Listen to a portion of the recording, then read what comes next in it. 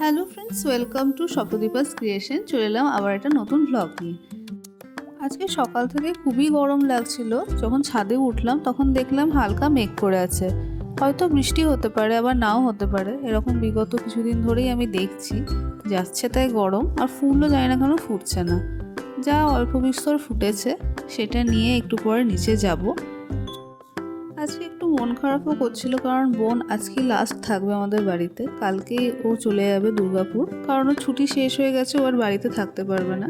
সেই জন্য আমাদের মনটা একটু দুঃখ দুঃখ করছিল, কিন্তু কিছু তো করার নেই। পড়তে যখন গেছে তখন তো আর আটকে রাখা যায় না, বাড়িতে বসে থাকলে তো আর কিছু হবে না। সেই জন্য আর কিছু করার নেই, ওকে তো যেতেই হবে। এই দেখো, বাবা এনেছে 3 রকমের মাছ। এটা হচ্ছে বাটা মাছ, সাথে রুই মাছ, আবার অল্প চিংড়িও এনেছে। মা বলছে, তোমার এত মাছ আনার কী দরকার ছিল? একরকম বা খুব বেশি হলো 2 রকম মাছ আনলেই হতো। চিংড়ি এনেছে অল্প মতো, তো বাবা বলছে ওদেরকেই দিয়ে দাও, আমাকে দেওয়ার দরকার নেই। তাই কি আর হয়? মা রান্না করলে তো সবাইকেই দেবে। তো এই নিয়ে মায়ের সাথে বাবা ছোট্ট করে সকাল সকাল কথা কাটাকাটি হয়ে গেল। তো যাই হোক, এবার রান্না চাপানো হবে। তো এই যে তেল চাপিয়ে দিয়েছে গরম হওয়ার জন্য। আর এই যে দেখতে পাচ্ছ, মাত্র 10টা চিংড়ি। এবার কেউ বলতেই পারে যে 10টা চিংড়িতে কি হবে। বাবা হচ্ছে আপন মর্জির মালিক, বাবা যা ইচ্ছে সেটাই করে, কিছু বোঝা যায় না। আর ওটা ছিল মাছের ডিম। তো আজকে মাছের ডিমটা রান্না হবে না, নেক্সট ভিডিওতে দেখাবো মাছের ডিমের রান্নাটা। তো একে একে বাটা মাছ ভেজে নেওয়া হচ্ছে। আজকে বাবা চলে যাবে, বাবা সোমবারই চলে যায়। তো মায়ের বেশ তাড়াহুড়ো থাকে সকাল সকাল, কারণ মোটামুটি 10টাতেই বাবা বেরিয়ে যাবে, আর তার আগে সব রান্না করে মাকে দিতে হয়। তো সকালবেলাটা খুব চাপেই যায় মায়ের। এই হচ্ছে রুই মাছের মাথা, সেটাও ভেজে নেওয়া হলো। এরপর চিংড়ি ভেজে নেওয়া হবে। তো দেখতেই পাচ্ছ, 10টা মাত্র চিংড়ি। তো বাবাকে অল্প মতন দেওয়া হবে, আর বাকিটা আমার আর বোনের। আর মা চিংড়ি খায় না, মায়ের অ্যালার্জি আছে। মায়ের শুধু চিংড়িতে অ্যালার্জি নয়, মায়ের অনেক খাবারে অ্যালার্জি আছে। তবে ছোটোবেলায় দেখতাম মা চিংড়ি খেত না, বিয়ের আগে থেকে মায়ের একটা অ্যালার্জি ছিল।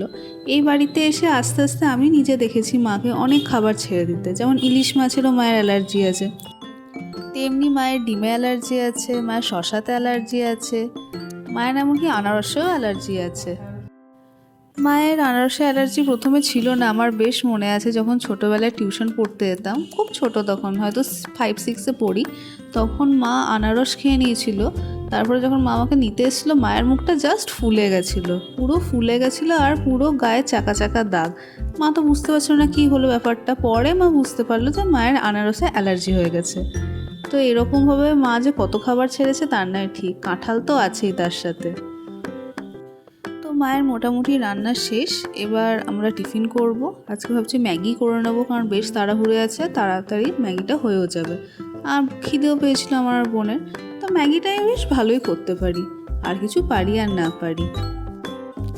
আসলে যখন মেসে থাকতাম তখন এটাই আমাদের একমাত্র খাবার ছিল, টিফিনে খালি ম্যাগি খেতাম। ম্যাগি এত রান্না করেছি যে ম্যাগিতে একদম হাত সেট হয়ে গেছে আমার। ম্যাগি একদম ভুল রান্না আমি করি না।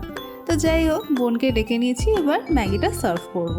তো দেখতেই পাচ্ছ ম্যাগিটা কীরকম, বেশ কালার তো ভালো হয়েছে। তো তোমাদেরকে তো টেস্ট করে দেখাতে পারতাম না, নাহলে অবশ্যই টেস্ট করে দেখাতাম তোমাদেরকে। এ দেখো বোনের রিয়াকশন, কীরকম খুশি। খাওয়া দাওয়া করার পর হঠাৎ মনে পড়লো যে ছাদে এক গাদা জামা কাপড় আছে, হয়তো শুকিয়েও গেছে, অনেক সকালে মেলা হয়েছিল। তো ছাদে যাই, রোদ বেশি না থাকলে তো কি হলো, গরম যাচ্ছে তাই। তো আশা করি জামা কাপড় সব শুকিয়েও গেছে।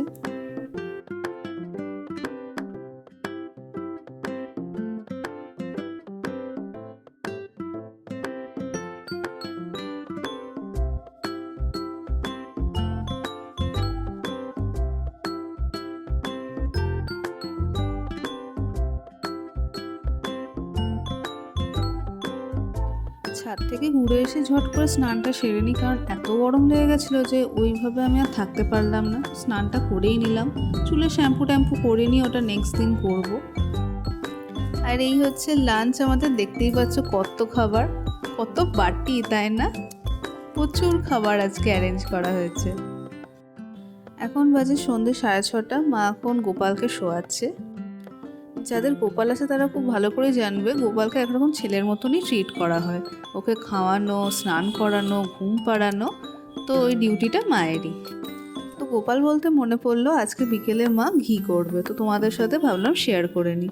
তো দেখতেই পাচ্ছ মায়ের অনেক শর্ট জমেছিল, বহুদিন ধরে করবো করে করছিল না, কারণ এটা একটু সময় লাগে, প্লাস একটু প্রচণ্ড গরম ছিল, সেই জন্য মা এতদিন করেনি। তো আজকে ভাবছে মা ঘি করবে, তো ভাবলাম তোমাদেরকে একটু দেখিয়ে নিই।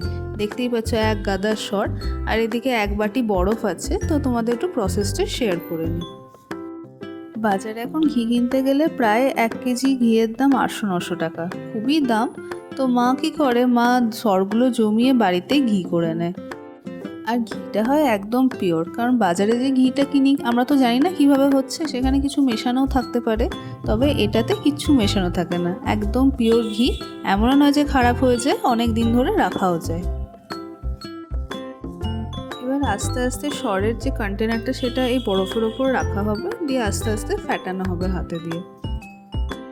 ঘি করা, বাটার করা এগুলো আলাদা কিছু নয়, একটু প্রসেসের এদিক আর ওদিক। তেমনি ছানা করা বা পনির করা বা এমনকি চিজ করাও একই প্রসেস মোটামুটি, শুধু জাস্ট টেম্পারেচারের ওপর আর নিচ। তো একটু পরেই দেখাবো কীভাবে সব কিছু হয়, মানে সব দেখাতে পারবো না, যেমন ঘি করছে একটু পরে দেখাবো এখান থেকে কীভাবে আমার ছানাও করে নেবে। তো দেখতেই পাচ্ছ যে হাতের মাধ্যমে মা কীরকম ফ্যাটাচ্ছে, একটু সময় লাগবে, একটু ধৈর্য লাগবে। তো অনেক শর্ট হয়ে গেছিলো মায়ের, অন্যদিন যখন মা করে এত শর্ট থাকে না। এবার আস্তে আস্তে ঠান্ডা জলটা এতে দেওয়া হবে। এতে কি হবে যে ছোট ছোট ডো তৈরি করা হবে, একটু পরে সেটা দেখানো হবে। আসলে ঠান্ডা জল যদি দেওয়া হয় তাহলে বাটারটা ওপরে ভালো উঠে আসে। এই যে দেখতে পাচ্ছ এটা হচ্ছে অ্যাকচুয়ালি বাটার, এখান থেকে এবার ঘিটা করা হবে। আগে আমরা আমুলের প্যাকেট করা দুধ নিতাম, আর সেই দুধগুলো হয় টোন্ড মিল্ক বা ফ্যাট ফ্রি মিল্ক। কিন্তু ব্যাপারটা হচ্ছে যদি কেউ ভাবে এরকম শর্ট দিয়ে ঘি করবে, তাকে এরকম ফুল ফ্যাটওয়ালা মিল্কই চায়। যে কারণে মা কী করেছে, মা আর প্যাকেট করা দুধ নেয় না। আমাদের বাড়িতে একটা কাকু আসে, তাদের গরু আছে, তো সে সেখান থেকে দুধ আমাদেরকে দেয়, তো আমরা ওই কাকুটার কাছ থেকে দুধটা নিই। যে কারণে কি হয়, ওখান থেকে ঘিটাও হয়। এবার আস্তে আস্তে বাটারটাকে গ্যাসে মেল্ট করা হবে, তাহলেই আমাদের ঘি রেডি। আগে যখন প্যাকেট করা দুধ নেওয়া হতো তখন মা প্রায় পনির তৈরি করতো, বাড়িতে তো হামেশাই পনিরের কারি হয়েই থাকতো। তো দেখতেই পাচ্ছ যে ঘিটা প্রায় গলে গেছে, আস্তে আস্তে দেখেছো আস্তে আস্তে ঘিটা ওপর দিকে ভেসে উঠবে, আর তলাতে যেটা খাকি বলে, যারা ঘি করা দেখেছো তারা খুব ভালো করে জানবে, সেটা জমবে। তো খাকি যেটা বলছে ওখান থেকেও যদি গুড় মেশানো হয় তাহলে বেশ একটা মিষ্টি তৈরি হয়। তো আমাদের বাড়িতে আপাতত গুড় ছিল না, তাই দেখাতে পারলাম না, যদি থাকতো তাহলে অবশ্যই দেখাতাম।